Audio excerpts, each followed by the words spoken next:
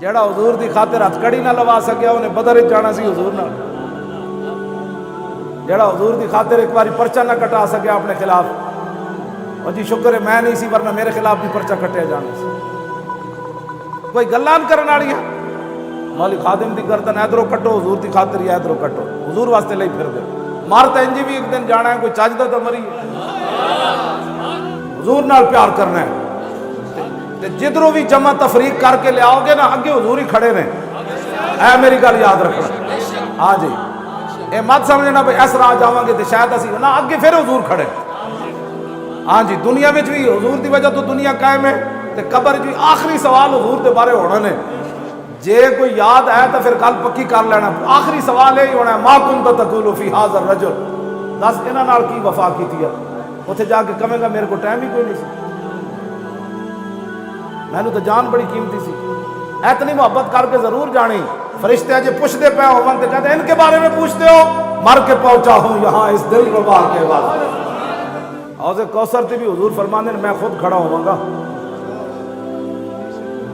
اس دن بھی جب ایڈی ایڈی زبانہ باہر ہونیاں تے پیاس پجن واسطے ایک ہی جا ہونی، وہ در رسول ہی ہونا ہے۔ ہاں جی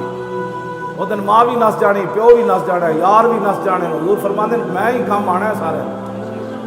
جی حضور نے پوچھ لیا تو یار ایئر کنڈیشن ستا رہندا سی، تینوں پتہ ہی کوئی نہیں سی ملک میرے خلاف کی کچھ ہوندا رہا، میرے دین دے خلاف کی کچھ ہوندا رہا،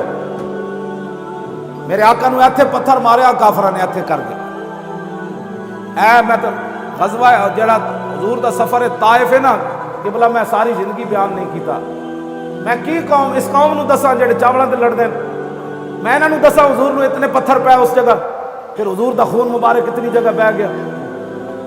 جڑے اتنے چاولاں تے ایک دوسرے دے گریبان نپ رہے ہوندے، انہاں نو کی پتہ حضور نو طائف وچ کتنے پتھر مارے لوگوں۔ آج اس دین میں گل کرو لوگوں نو 11,000 وولٹ دا کرنٹ لگدا ہے، او چھڈو جی مولوی صاحب، اور میں آکھا مولوی نو تے چھڈ دین مصطفیٰ نو تے گڑے لانا، اس دین واسطے امیر حمزہ دے ٹکڑے ہو گئے۔ صحابہ کہندے آخر وقت تک حضور رو پیندے سن امیر حمزہ دا نام سن کے، سامنے چچا جان دے کلیجے تے جگر کڈے ہون، کیوں جی انس بن نضر دا کیما ہو جائے میدان احد وچ، حضرت انس بن نضر جڑے سن نا وہ میدان بدر وچ پیچھے رہ گئے سن، تے بعد وچ کی کہندے سن واللہ لئن اکرمن اللہ ربی بیوم القى المشرکین فی لیرین اللہ ما اصنع، یا اللہ بدر وچ تو میں رہ گیا پیچھے، جے تو مینوں آئندہ پھر موقع دیتا نا تیرے تے تیرے نبی دا دشمناں دا میری ملاقات ہو گئی تو پھر تو ہی ویکھے گا میں کیویں لڑنا۔ پھر میدان احد آ گیا،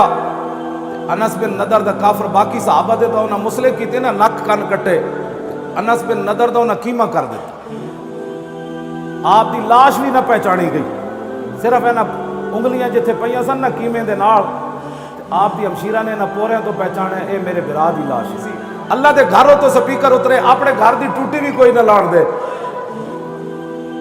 جرم کی وے اللہ اکبر تو اتلے سپیکر مولوی دی تقریر تے بند کر دو، لیکن اللہ اکبر کا کیا مسئلہ تھا؟ اسی واسطے تو ہندوؤں دی ہولی جا کے مزے لائے انہوں نے،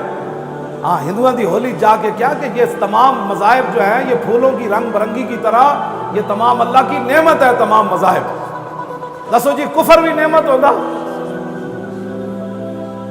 اور نہیں بولے مولوی ارے جی انہوں نے جنہوں ٹیے ملتے ہیں جڑے انہوں نے دربارہ کوٹھیاں تے جا کے انہیں بولنا سی، وہ تو امام ربانی ہوتا تو کوئی بولتا نا۔ 40 پہلوان بلائے سن جہانگیر نے،